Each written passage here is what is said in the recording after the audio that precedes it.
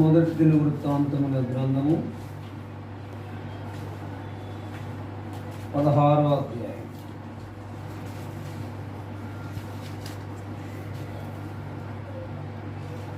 పదవ వచనం తిరిగి 25వ వచనం చదువుకుంటాం. మొదటి దినవృత్తాంతముల గ్రంథం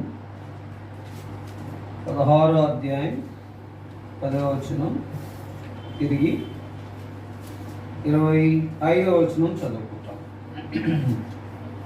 ఆయన పరిశుద్ధ నామమును బట్టి అతిశయించుడి, యెహోవాను వెలుగువారు హృదయమునందు సంతోషించుదురుగాక.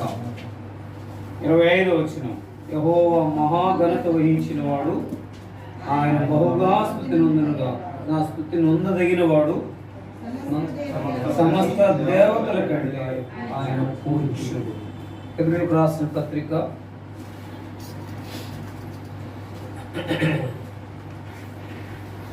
12వ అధ్యాయం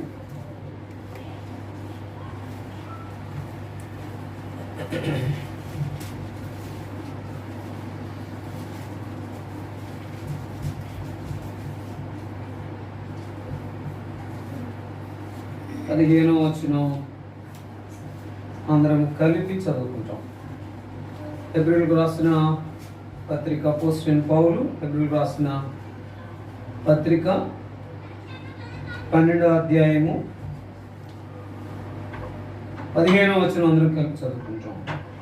మీలో ఎవడైనను దేవుని కృపను పొందకుండా తప్పిపోనేమో అనియు, చేదైన వేరు ఏదైనా మొలిచి కలవరపరచడం వలన అనేకులు అపవిత్రులైపోదురేమో అనియు.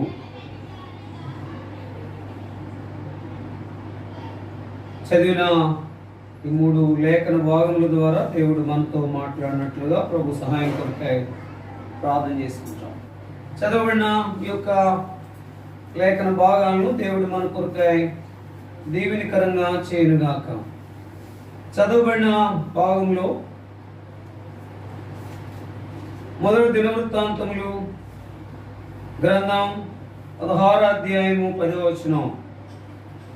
మొదటి దినవృత్తాంతములు 16వ అధ్యాయము 10వ వచనం అందరం కలిసి చదువుకుంటాం. ఆయన పరిశుద్ధ నామమును బట్టి అతిశయించుడి, యెహోవాను వెలుగువారు హృదయమునందు సంతోషించుదురు. ఈ యొక్క బలవర్తమానం కొరకై మనల్ని అక్షరాల ఈ స్థితిలో మనల్ని ఉంచినాడు. ఏ స్థితిలో ఉంచినాడు చెప్పండి? అతిశయించేటటువంటి రీతిలో చేసినాడు. ఎందుకు అతిశయించేది?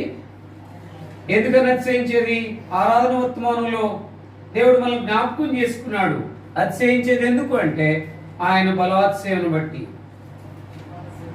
కృపాసేవను బట్టి. ఇక ఆరాధన వర్తమానం అనేది మళ్ళీ చెప్పడం అనేది కాదు. కానీ అయితే ఈ 4 అంతుల అనుభవంలో నుండి మనం ఏం చేయాలా? అతిశయించాలి. అయితే ఈ 4 అంతుల అనుభవం మన దగ్గర రావడానికి కారణం ఏంటంటే ప్రభువైన యేసు క్రీస్తు వారు ఆయన శరీరధారునిగా మానవ స్వరూపాన్ని ధరించిన వానిగా, మనుషుని యొక్క స్వరూపాన్ని ధరించిన వానిగా ఈ లోకానికి వచ్చి జన్మించి జీవించి ఆయన కల్వరి శిలువలో ప్రాణం ఇచ్చి సమాధి చేయబడి 3వ దినాన మృత్యుంజయుడిగా తిరిగి లేచిన విధానాన్ని బట్టి, అంటే ఈ యొక్క అనుభవంలో మనకు దొరికింది ఏంటంటే ఆయన పరిశుద్ధ నామమును బట్టి అతిశయించేది. ఏ విషయంలో మనం అతిశయించడానికి వీలు పడదు. ఆ పరిశుద్ధ నామం ఎలా దొరికింది అంటారు చెప్పండి? ఇప్పుడు ఆయన పరిశుద్ధ నామం మనకి ఎలాగ దొరికింది? తండ్రి తన కుమారుని పంపించడం ద్వారా.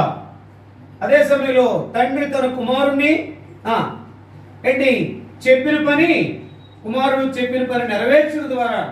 ఏంటి చెప్పిన పని నెరవేర్చడం అంటే? 3 విషయాలు చెప్పాడు. 3 విషయాలు నేను చెప్పాడు. చెప్పినట్లుగా తూచాగా నెరవేర్చాడు. ఆయన నీ కొరకే జన్మించాడు. మనం కూడా జన్మించినట్లుగా ఉన్నాము, అంటే రక్షణ పొందినాము. ఆయన నామంలో మనకు రక్షణ దొరికింది అనే అనుభవంలో మనం ఒకసారి పరీక్షించుకోవాలి. రెండవదిగా ఆయన పరిశుద్ధమైన జీవితాన్ని జీవించాడు.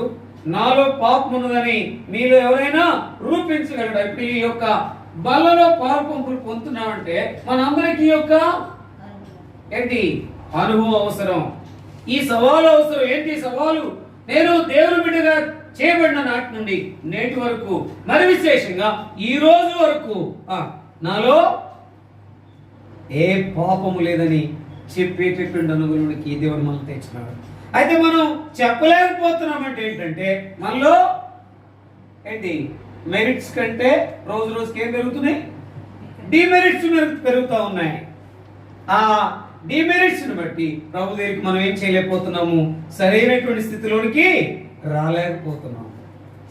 ఆయనేమో మన డిమెరిట్స్ అన్ని తీసివేసి మనకు మెరిట్ ఇస్తే అసలు మనకి మెరిట్ రావడానికి అసలు అవకాశమే లేదు. ఆయనలో మనకు దొరికిన గొప్ప మెరిట్. ఆ మెరిట్ ని పొందుకున్న వరంగా ఏంటి must be we take part of table అనేటటువంటి అనుభవంలోకి వస్తే very clearly particularly we are always the right examine అనేది మనకి ఎంత అవసరం.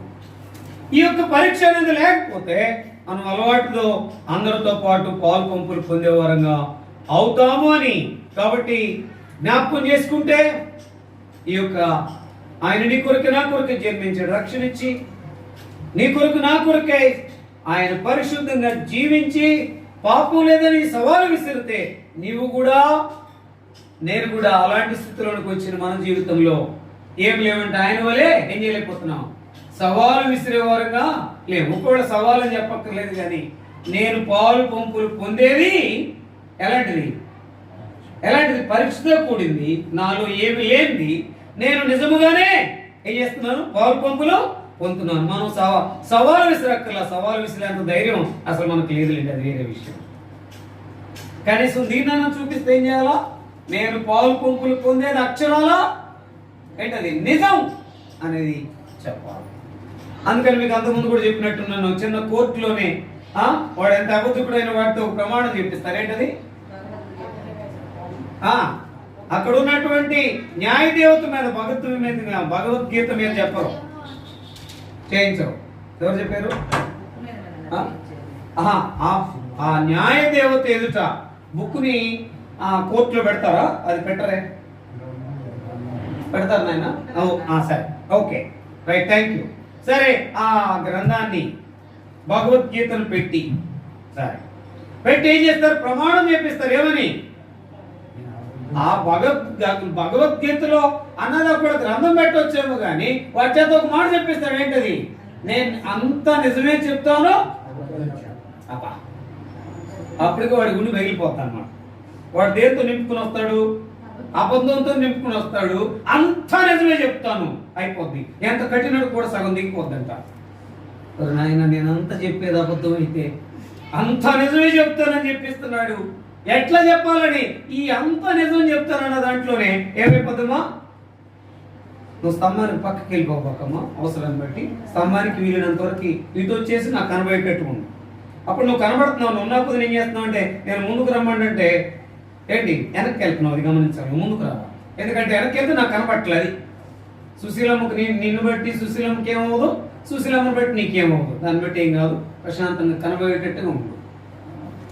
కాబట్టి అంత నిజమే చెప్తాను అనేటప్పటికి అక్కడ ఏమీ ఉండదు. మొత్తం చెప్పేదంతా ఏంటి, ఏ ఊరు మీది అని అన్నాడు అనుకో. నేను చూసి చాలా మందిని ఏ ఊరు అంటే ఏ ఊరు ఏంటండి, ఈ ఊరే మాది. ఏ ఊరు మీది? ఈ ఊరు అంటే అక్కడ ఎక్కడో వస్తాడు కానీ ఈ ఊరు ఏంటంటే మా తెనాలంటాడు. ఎక్కడ జరిగింది కేసు? ఎక్కడ జరిగింది? మా ఊర్లో జరిగింది. ఏ ఊరు మీది? ఏ ఊరికి వచ్చావు? ఈ ఊరికి వచ్చావు అని ఆ లాయర్ అడిగే దాంట్లో ఈ ఊర్లో అంటే జరిగింది ఎక్కడ? తెనాలిలోనా? నోటీస్ పాయింట్ ఎవరు అన్నారు. కానీ అక్కడ జరగల, తెనాల్లో జరిగింది అని చెప్తున్నాడు తన నోటితోనే. అంటే కన్ఫ్యూజ్ అయిపోయి ముందు లాయర్లు ఏం చేస్తారంటే ఇది చెప్పు, కంగారు పడబాక, అవదాని కొట్టు ఒకటి తిమురు మిమురు చేస్తారు, జాగ్రత్త అంతా చక్కగా తలకాయ ఊపుతారు. ఇక్కడ అంతా నిజమే చెప్తాం అనగానే సగం దిగిపోతుంది. అన్ని అబద్ధాలు వచ్చేది నోట్లో నుండి. అక్కడ రాసింది ఒకటి, ఇక్కడ చెప్పేది ఒకటి. అంటే అక్కడ ఏం అర్థమైపోతే తేట తెల్లగా ఇది అబద్ధ సాక్ష్యం అని జడ్జికి తెలుస్తుంది. కానీ జడ్జిలో ఉన్నటువంటి గొప్పతనం ఏంటంటే ఇంకా ఇంకా ఇంకా తరిచి చూస్తూ ఉంటాడు అనమాట ఆ జడ్జిమెంట్ వరకు. మన సంగతి కూడా ఏంటంటే పాలు పంపులు పొంతు పొంతు ఆరాధిస్తూ ఆరాధిస్తూ కొనసాగుతూ ఉంటాం కానీ అసలు రోజు ఓ క్రైస్తవుడా నీ వాస్తవాలు తెలిసే ఒక రోజు ఉంది. That is judgment day. ఆ జడ్జిమెంట్ డేకి రాకముందే ఇది నిన్ను చూపిస్తుంది నిజంగా పాలు పంపులు ఉన్నాయా నీలో నాలో అనేది. అది లేకపోతే నువ్వెంత పాలు పంపులు పొందినా అది ఏమాత్రం కూడా ప్రయోజనం కాక నీ నా జీవితంలో కలవరం తీసుకొచ్చి ఎక్కడ నిలవరముగా లేకుండా చేసేదిగా ఉంటుంది. నిజము లేకపోతే రెండు వస్తాయి. ఏంటది? కలవరము, రెండవది నిలవరముగా ఉండలేవు.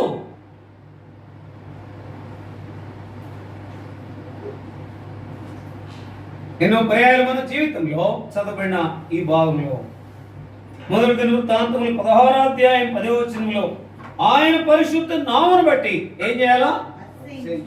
అతిశయించాలి. అతిశయించే అనుభవంలో మనం ఉన్నామా? ఈ యొక్క పాలు పంపుల్లోనికి అతిశయించే అనుభవంలోనికి వచ్చాం కానీ ఈ రోజు వరకు నిలిచినామా అని. ఆ రక్షణ అంతే ఉందా? రక్షణ ఆనందం అంతే ఉందా? రక్షణలో కొనసాగింపేది అట్లానే ఉందా? అంచెలంచెలుగా దినానికి గంటకి నిమిషానికి క్షణానికి మారిపోతున్నారు ఏనాయనా అని అనలేండి. Check our hearts, check our deeds, check our thoughts, check our ఏంటిది ఒక మాటలో చెప్పాలంటే యాటిట్యూడ్స్. మన యొక్క జీవితము ఎలాగుందనేది మనం చూస్తే దినానికి దేవుని మహింపరిచే జాబితాలో ఉంటే అతిశయమే. దినానికి దేవుని నామానికి అవమానం తీసుకొస్తా ఉంటే ఏంటది? అతిశయానికి ఆపోజిట్ ఏంటి అమ్మా? అతిశయానికి ఆపోజిట్ ఏంటి? ఇంకొక మాటలు ఏనంటాను, అతిశయించే వాళ్ళు ధీటుగా ఉంటారు. దాని తర్వాత అతిశయించకుండా లోపం ఉన్నవాళ్ళు, తప్పు ఉన్నవాళ్ళు, కొనసాగలేని వారు చింతతో కృంగుదలతో భయంకరమైనటువంటి స్థితిలో ఉండేవారుగా ఉంటారు. కారణం ఏంటంటే నిజం లేదు. కారణం ఏంటంటే ఆదివారం ఉన్నంత అనుభవం లేదు. కారణం ఏంటంటే రక్షించబడిన నాటి నుండి నేటి వరకు అలాగే లేదు, ఉండడం లేదు. చెక్ చేసుకోవాలి. ఆ చెక్ చేసుకున్న అనుభవం ఏంటంటే అందుకనే మన జీవితంలో యెహోవాను వెదుకువారు హృదయమందు సంతోషము యెహోవాను వెదుకువారు అనే జాబితాలను చేర్చబడ్డాం కానీ ఈ చేర్చబడిన వారు అందరూ ఏం చేయాలా? సంతోషించాలి. ఇప్పుడు మనకి ఎక్కువ సంతోషం ఉందా, విచారం ఉందా?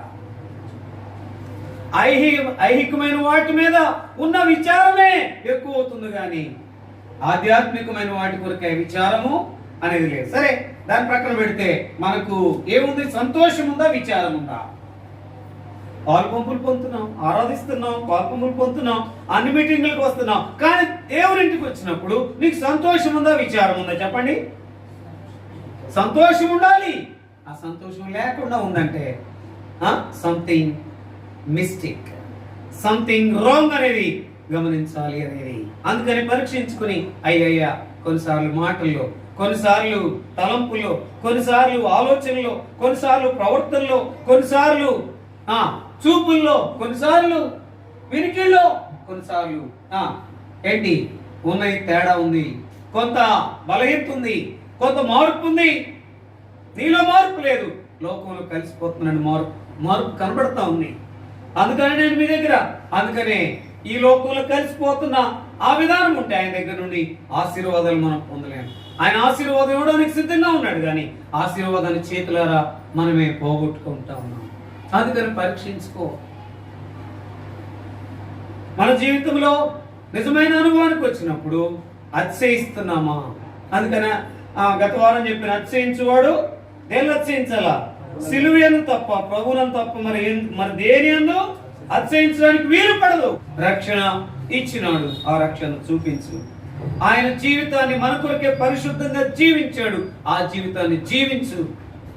దాని తర్వాత ఆయన నీ కొరకై నా కొరకై ఆ కలవరి సిలువకెక్కి ఆయన ప్రాణం ఇచ్చినాడు.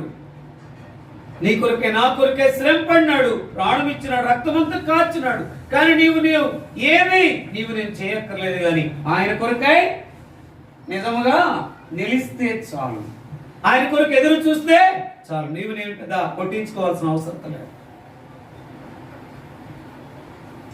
ఒకవేళ కొట్టించుకునే పరిస్థితులు వస్తే ప్రభువా నీకు వందనాలని చెప్తే అలాంటి వాటన్నిటిని ఆయన తప్పిస్తాడు. అయితే అది తర్వాత కానీ ఆయన కొరకు కొంచెమైనా నిలుద్దాము, రక్షణ చూపిద్దాము, పవిత్రమైన జీవితాన్ని, పరిశుద్ధంగా ఆయన జీవితాన్ని జీవితాము. అదే ఆయన కొరకాయ నిలుద్దాము అనే దాంట్లో, అందుకనే ఆయన కొరకే నిలిచే భాగంలో ఒక మాట చదువుకుంటూ వచ్చిన హెబ్రీయులకు రాసిన పత్రిక 12:15 అందరం కలిపి చదువుకుంటాం. ప్రతి మంది నుండి పేజీ నంబర్ 208 15 అందరం కలిపి చదువు. మీలో ఎవడైనను దేవుని కృపను పొందకుండా తప్పునేమో అనియు చేదైన వేరు ఏదైనా మొలిచి కలవరపరచడం వలన అనేకులు అపవిత్రులు పోదురేమో అని ఎవరికి ఇది రాసింది? ఎవరికి రాసింది? సంఘానికి. సంఘం అంటే హెబ్రీ సంఘం అంటే దేనికి మారు పేరుగా ఉంది? దేనికి మారు పేరుగా ఉంది అంటే ఒక మాటలో దేవుణ్ణి చూపించేదానికి మారు పేరుగా ఉంది. అంటే ఈ హెబ్రీ సంఘం ఎవరికి సాదృశ్యం? విశ్వాసులకు సాదృశ్యం. విశ్వాసులు అంటే నేనంటాను, గుర్తుపెట్టుకోండి అమ్మా, నువ్వేం మడత పెట్టక్కర్లా, కదలక్కర్లా, కలవపరచక్కర్లా, నువ్వు సరిగ్గా కూర్చోబెట్టి తిరుగు. నువ్వేమి ఇప్పుడేం మడత పెట్టక్కర్లా, నువ్వు తిరగమంటే ఎట్లా తిరిగావు? నువ్వు సరిగ్గా నువ్వు ఇటు జరుగు, దేవానికి ఎందుకు అత్తుకుంటున్నావు? ఇటు జరుగు, జరిగింత జరుగుతున్నట్టుగా ఉన్నావు కదా, జరగట్లా, జరుగు.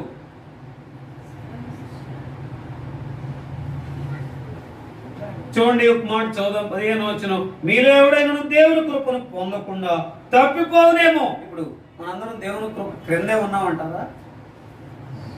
తప్పిపోయినటువంటి అనుభవం ఉన్నామంటారా? దేవుని కృప క్రింద ఉంటే ఏం చేయాలి? ఆయన కృపను తలపోసుకుంటే రక్షణ ఎంత మాత్రం కూడా ఏం చేయకూడదు, నిర్లక్ష్యం చేయకూడదు, ఆయనకు అవమానం తీసుకురాకూడదు. ఒకవేళ తీసుకొచ్చే స్థితిలో ఉంటే దేంట్లో ఉన్నట్టు ఆయన కృపలో నుండి తప్పిపోతున్నట్లే గుర్తుపెట్టుకో.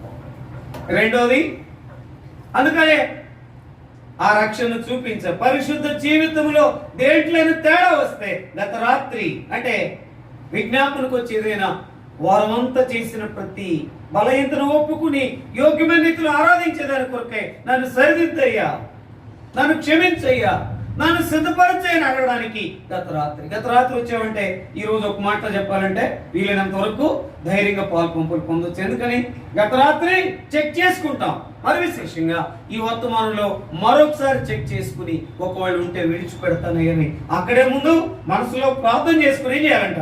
అప్పుడు పాల్పంపులు పొందాలి. కొన్నిసార్లు ఈ రక్షణ చూపించలేకపోతున్నా, నేనున్న స్థలములో, ఉద్యోగంలో, లేకపోతే కాలేజీలో, స్కూల్లో తప్పిపోతావేమో, ఆయన కృపలో లేకుండా తప్పిపోతావేమో, జాగ్రత్తగా చూసుకో. అక్కడ చూడండి, తప్పునేమో అనేటటువంటి అనుభవం ఎంత అవసరమో అని చూడండి. అక్కడ 15 అందరూ కలిసి చూద్దాం. మీరు ఎవడైనా దేవుని కృపను పొందకుండా తప్పునేమో అని చేదైన వేరే ఏదైనా మొలిచి అట్రా సిస్టర్స్ బ్రదర్ గిఫ్టెడ్ తప్పిపోవునేమో అని ఏం చేయాలంట? మొలుచునేమో అని ఏం చేయాలంట? చూడండి అక్కడ, మొలిచి కలవరపరచడం వల్ల అనేకులు అపవిత్రులకు పోదురేమో అని. అంటే నీలో ఈ రెండు ఉన్నాయి అంటే నువ్వు కాకుండా, నువ్వు చెడిపోవటమే కాకుండా ఇతరులు కూడా చెడగొట్టవచ్చు. అందుకని ఏదైనా ఒకటి మనం మొదలు పెట్టామంటే ఏమంటారు వెంటనే? ఏమా కొంచెం ముందు జరగండి, ముందు జరగండి. జ్ఞాపకం చేసుకుంటే ఎన్నో ప్రయోగాలు మనం చూస్తూ ఉంటే చూడండి. అందుకనే ఆయన కృపను తప్పిపోతున్నామేమో చూసుకో. ఆయన కృపను తప్పిపోవడం అంటే ఏంటంటే ఆయన ఇచ్చిన రక్షణ చూపిస్తున్నావు లేదు చూసుకో. రెండోది, ఆయనలో ఉండి కూడా పరిశుద్ధమైన జీవితాన్ని జీవించకుండా జీవిస్తున్నావు అని నువ్వు ఒకవేళ మోసపోతున్నావేమో, లేకపోతే చెప్తున్నావేమో జ్ఞాపకం పెట్టుకో. అట్లా కాకుండా మూడోది ఏంటంటే ఆయన యొక్క విధానంలో అతిశయించేటటువంటి కారణము ఏమిటి అంటే ఆయన కొరకే నేను నిలుస్తా ఎలాంటి పరిస్థితిలో కూడా. పిల్లరా, ఈ దినాల్లో మనకు చాలా స్వేచ్ఛ ఉంది. మరి ముఖ్యంగా ఏ జిల్లాలో? గుంటూరు జిల్లాలో ఆ స్వేచ్ఛ కూడా త్వరలో పోగొట్టుకోబోతున్నాం. బైబిల్ పట్టుకోవడానికి ఇంకా వీలు పడని పరిస్థితులు రాబోతా ఉన్నాయి. నాకు ఒక నిన్న మరి జగన్మోహన్ గారు ఇచ్చారు, ఎవరు ఇచ్చారో నాకు తెలియదు. అయితే ఎన్ని సంఘాలు ఉన్నాయి, ఎంతమంది పాస్టర్లు ఉన్నారు, ఆ పాస్టర్లో ఎంతమంది ఎస్సీలు ఉన్నారు, ఆ ఎస్సీలని ఎవరు కోట్ చేయమని లిస్ట్ ఇచ్చారు, కలెక్టర్లు ఆదేశం చేశారు వాలంటీర్స్ని. అంటే ఎస్సీలో ఉన్న వారందరినీ ఏం చేయకూడదు, ఇప్పుడు చర్చికి పోకూడదు. పోయారంటే వారిని ఏం చేయాలని బీసీలోకి మార్చాలి, లేకపోతే వాళ్ళని నిర్బంధించాలి, రాకుండా చేయాలి, ఆపివేయాలి అనేది. మరి అది ఫేక్ న్యూస్ రైట్ న్యూస్ నాకు తెలియదు. రైట్ న్యూసేనా? సరే సరే, మొత్తానికి దాన్ని లిస్ట్ అవుట్ చేయమన్నారా లేదా? అదే, ఏ బెనిఫిట్స్ ఆపాలన్నా ఏ ప్రభుత్వానికి ఏ అధికారం లేదో, ఒక వ్యక్తి మారాడా అక్కడే ఉన్నాడా అని అంటానికి చెప్పడానికి లేదు. ఇవన్నీ ఏంటంటే దినదినానికి కలవరపరిచేటటువంటి స్థితిలో ఉన్నాయి. అయితే ఈ కలవరానికి మనం తట్టుకుని ఉండొచ్చు, కానీ అయితే ఈ విషయంలో ఒకవేళ చేదైన వేరే ఉన్నా మొలిచి కలవరపరిచేది ఏమో ఏం చేయాలంట చూసుకోవాలి. దీంట్లో చూసుకుంటే దాంట్లో మనం ఏం కలవరపడాల్సిన అవసరం లేదు. అయితే దీంట్లో ఉందా, చేదైన వేరు ఉందా లేదా అని గట్టిగా మనం చెప్పగలమా? ఆయన కృప నుండి తప్పిపోతలేదని చెప్పగలమా ధైర్యంగా? చెప్పలేదు. ఎందుకంటే ఆయన కృపను మనం నెమ్మదిగా తప్పిస్తా ఉన్నాం. అందుకనే ముందేమో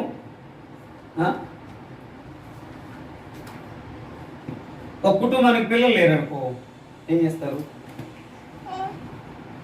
పిల్లలు లేరు ఏం చేస్తారమ్మా? పిల్లల కొరకు ప్రార్థన చేయండి, మాకు లేరండి, అంతా ఉందండి. పిల్లలు లేరని చెప్పేవాళ్ళు లేరంటారా? ఉన్నారు. పొందిన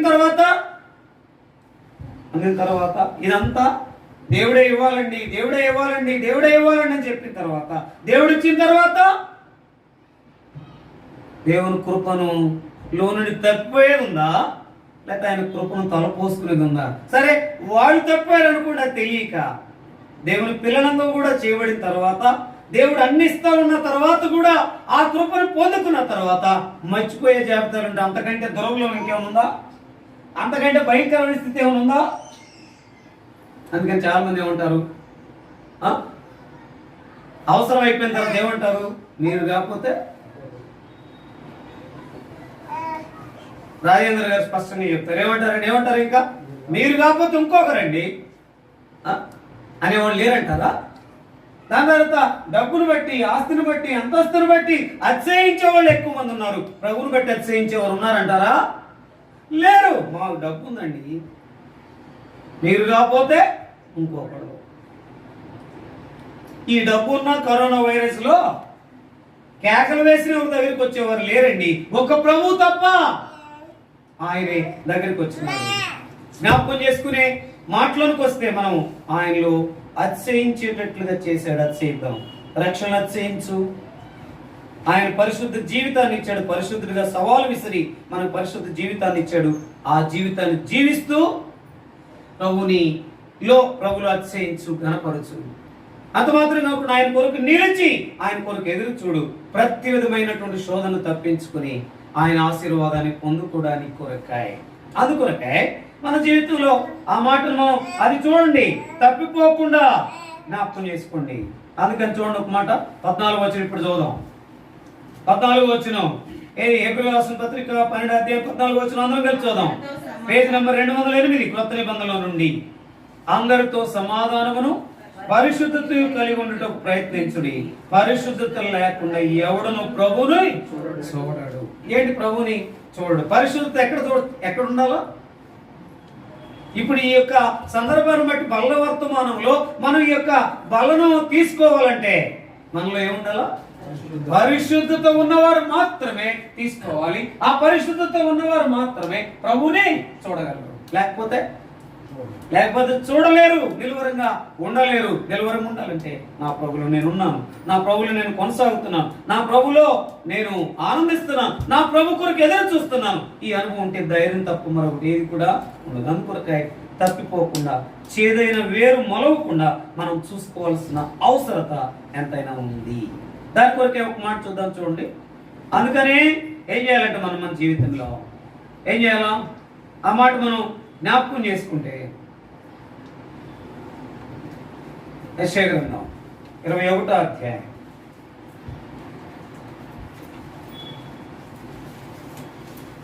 యెషయా గ్రంథం 21వ అధ్యాయం 8వ వచనం చదవండి. యెషయా గ్రంథం కేకలు వేసి నా ఏలినవాడా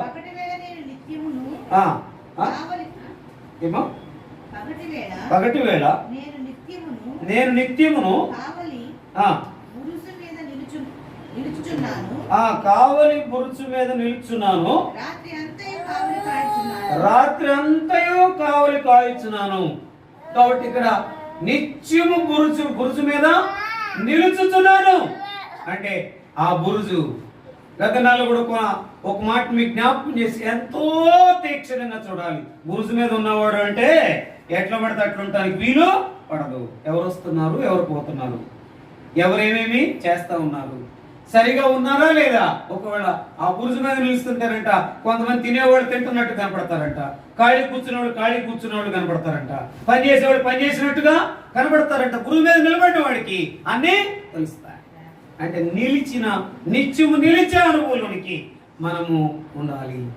ఆ జాగ్రత్తలో భాగంగా రెండు మనం ఏం చూపిస్తుందంటే, ఒకటి ఆయన కృపలో నుండి తప్పుకోకుండా చేదైన వేరు మొలవకుండా చూసుకుంటే గనక మనం నిత్యము ఆయనలో ఉన్నామన్న సంగతి, నిలిచి ఉన్నామన్న సంగతి అది స్పష్టంగా 21:8 అందరం కలిసి చదువుతుండమాట. సింహం గర్జించినట్లు కేకలు వేసి నా ఏలినవాడ పగటి వేళ నేను నిత్యమును కావలి బురుజు మీద నిలుచున్నాను, రాత్రి అంతయు కావలి కాయుచున్నాను. కాబట్టి నిజంగా ఈ యొక్క మాటలో చూస్తే ఎవరంట, సింహం గర్జించినట్లుగా కేకలు వేసి నా ఏలినవాడ పగటి వేళ నేను నిత్యమును కావలి బురుజు మీద నిలుచున్నాను, నిత్యమును కావలి బురుజు మీద నేను నిలుచున్నాను. కాబట్టి ఆ నిలిచే అనుభవం నేను చెప్పాను కదా, ఇది నిలిపేది, నేను నిలిచి ఉన్నానని చెప్పేది. నిత్యము నిలిచి ఉండే అనుభవం తక్కువకుండా చూసుకో. దాని కొరకే ఉండాలంటే, దాని కొరకు నిలవాలంటే మనకి ఏం కావాలా చూడండి. ఒక మాట కీర్తనలు 40వ అధ్యాయం 1వ వచనం. అప్పుడు ఏం చేయాలంట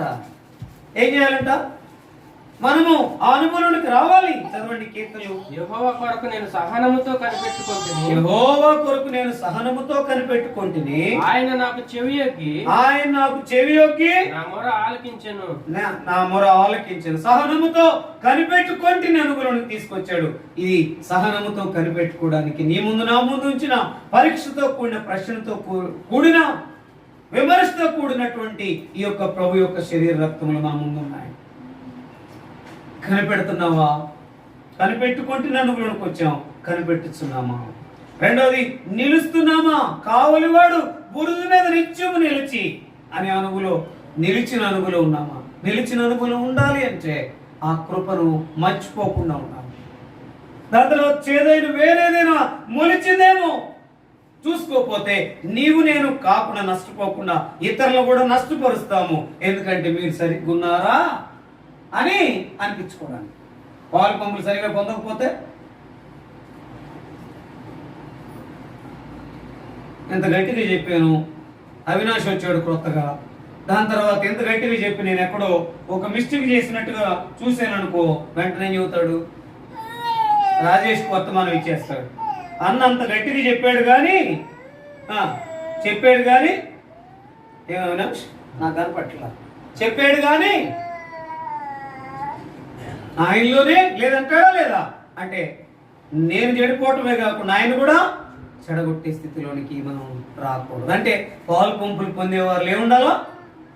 ఎంతో పరిశుద్ధత ఉండాలా, ఎంతో సహనముతో కనిపెట్టే అనుభవం ఉండాలా, ఎంతో నిలిచి నిత్యము ఆయన కొరకు ఎదురు చూసే అనుభవము ఉండాలా. ఇది లేకపోతే నువ్వు ఎంతగా చెప్పుకున్నా, ఎంతగా ప్రయాసపడినా, ఎన్నిసార్లు పాలు పంపులు పొందిన ప్రయోజనము లేదు అనేది చూడండి. ఒక మాట మనం జ్ఞాపకం చేసుకుంటా. అందుకనే నువ్వు కనిపెట్టేది అనేది మనకు అవసరం.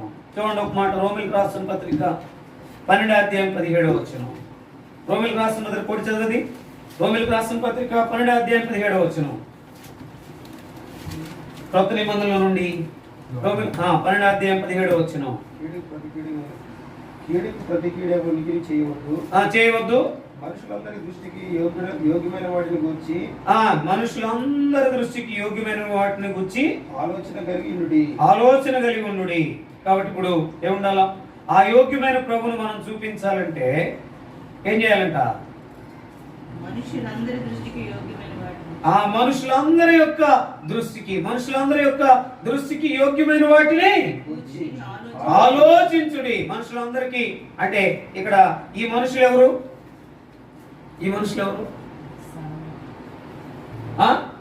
సంఘము, లేకపోతే దేవుని బిడ్డలు, సార్వత్రిక సంఘం, ఈ లోకంలో ఉన్న వారందరి యొక్క మనుషులందరి యొక్క దృష్టికి. అందుకనే ఆ మనుషులందరి దృష్టికి ఒక్కొక్కళ్ళు ఏం చెబుతారు? అన్న నేను చూశాను, చాలా ప్రార్థన పడవాలి.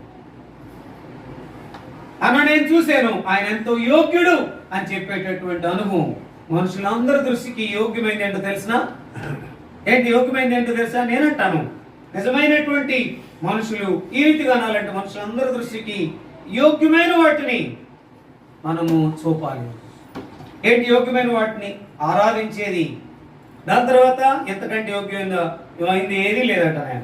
రెండోది బలలో పాల్పంపులు పొందేది. ఎంతకంటే సరైన రీతిలో పాల్పంపులు పొందితే, పరిశుద్ధంగా పాల్పంపులు పొందితే ఎంతకంటే యోగ్యమైంది లేదు.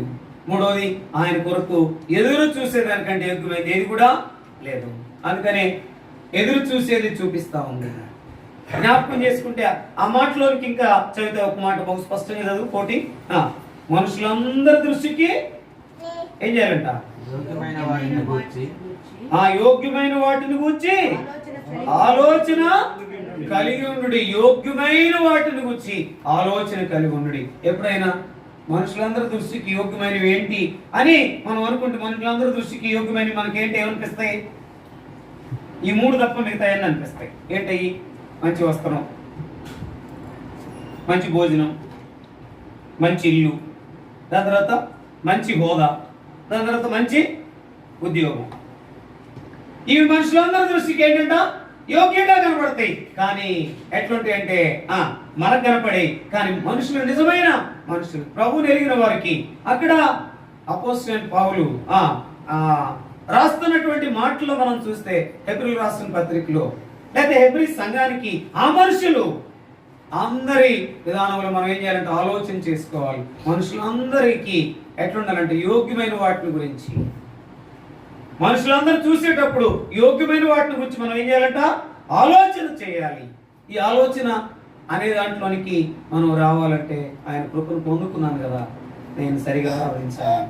ఆయన కృపలో ఉన్నాను కదా, యోగ్యమైన రీతిలో పొందాలి. ఆయన కృపలో ఉన్నాను కదా, ఆయన కొరకే కనిపెట్టుకునే నిరీక్షణతో ఎదురు చూడాలి. ఇది కావాలంటే ఒక మాట చదివి మనం బలలో పొందాం. చూడండి ఒక మాట. అందుకని మన జీవితంలో ఏమి కావాలి అనేది మనం చూసుకుంటే ఆ మాటలోనికి చూడండి. మీకా గ్రంథం 6వ అధ్యాయం 6వ వచనం చదవండి. మీకా గ్రంథం 6వ అధ్యాయం 6వ వచనం తిరిగి 8వ వచనం. త్వరగా. ఏమి తీసుకొని వచ్చి నేను యెహోవాను దర్శింతును. ఏమి తీసుకొని వచ్చి మహోన్నతుడైన దేవుని సన్నిధిని నమస్కారం చేతును. దహన బలులను ఏడాది దూడలను అర్పించి దర్శింతున. వేల కొలది పొట్టేళ్లను వేల కొలది నదులంత విస్తారమైన తైలమును ఆయనకు సంతోషము కలుగజేయున. నా అతిక్రమములకై నా జ్యేష్ఠ పుత్రుని నేనిత్తునా. నా పాప పరిహారమునకై నా గర్భఫలమును నేనిత్తునా. మనుషుడా ఏది ఉత్తమమో అది నీకు తెలియజేయబడి ఉన్నది. న్యాయముగా నడుచుకొనుటయు కనికరమును ప్రేమించుటయు దేన మనసు కలిగి నీ దేవుని ఎదుట ప్రవర్తించుటయు ఇంతే కదా. యెహోవా నిన్ను అడుగుచున్నాడు. ఏంటంట? ఏం అడుగుతున్నాడు? ఇంతే కదా. ఏంటి ఇంతే? ఆయనకి ఏం అక్కర్లా. ఆయన లేకుండా నువ్వేదేదో తీసుకొచ్చి నీ పట్టిక ఏం తెచ్చినా, అందుకని ఎక్కడ లేదులేండి. ఆయన కూడా కొన్నిసార్లు బాగా పరవశుడైనప్పుడు ఆ పాట పాడతాడు అన్నమాట. ఏం పాట? వేలాది నదులంత విస్తార తైలము నీకిచ్చిన చాలునా అనే పాట ఇక్కడ పాడవాలండి. బయట పాడతారు ఆ పాట. అందరూ బాగా తీక్షణమై పాడుతూ ఉంటారు ఆ పాట. ఇచ్చేది లేదు, పెట్టేది లేదు, తెచ్చేది లేదు. అలవాటుతో కూడిన పాటలు, అలవాటుతో కూడిన మాటలు, అలవాటుతో కూడినటువంటి అనుభవాలు ఎక్కువ మందికి ఉన్నాయి. కానీ ఇక్కడ అలవాటు కాదు, అనుభవం అనేది అవసరం. ఎన్ని తీసుకొచ్చినా ఏం ప్రయోజనం లేదు. నువ్వేం చేయాలా? మొట్టమొదట ఆయన దగ్గరికి వచ్చిన అనుభవంలో దేవుని ఏంటంట, దేని మనసుతో ఏం చేయాలంట? దీన మనసు కలిగి. బా అందుకే ఇంతే కదా ఏం అడుగుతున్నాడు ఆయన? 3 అడుగుతున్నాడు. ఏంటది అక్కడ? న్యాయముగా నడుచుట. ఇప్పుడు దీనికి మార్కులు వేసుకుందాం. మనకు మనం మార్కులు వేసుకుంటే 100కు 100 దేవుని దృష్టిలో న్యాయంగా నడుస్తున్నామా అంటే, మీకు పేపర్ ఇస్తే ఏం చేస్తారు ఆయన? అన్ని రైట్లేనా? కొన్నా 100 మార్కులా 10 మార్కులా? 100 మార్కులు. ప్రతి పేపర్లో 100 మార్కులే. ఎందుకంటే మనం వేసుకుంటున్నాం కదా.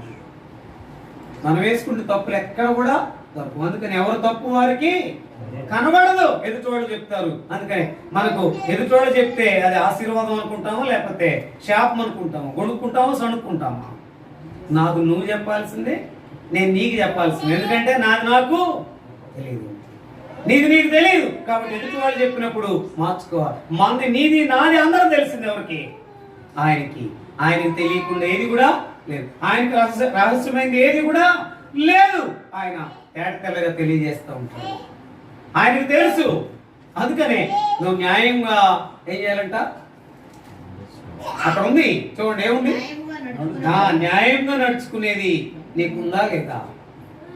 రెండోది కనికరమును ప్రేమించేది ఉందా? నువ్వు ఆ కృపలోనికి వచ్చావు, అనేక మందిని కృపలోనికి తెచ్చే అనుభవం ఉన్నావా? అసలు నువ్వే తప్పిపోతున్నావా? అందుకని కనికరము, ప్రేమ, దయ, జాలి ఇవన్నీ ఒకటే. కానీ ఇతరులకు చెప్తాం కానీ దాన్ని పొందుకున్న మన జీవితంలో అసలైన ప్రభు దగ్గరికి వచ్చేటట్లుగా మన జీవితాలు కనపడాలి. 3వది ఎక్కడే ఉందంట? దేన మనసు కలిగి. అబ్బా దేన మనసు కలిగి నీ దేవుని ఎదుట ప్రవర్తించే. ఏ మనసు కలిగి?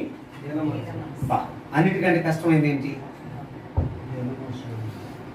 ఆయన ఎంత దీనుడో అంటాం మనం, నీతో సహా నాతో సహా. ఆయన సిలువలో నీ కొరకై నా కొరకై ఎంత కాచినాడో అంటాం. కానీ ఆ దీన మనసు అన్నది ఆయన బట్టి నీకు నాకు ఉందా అని.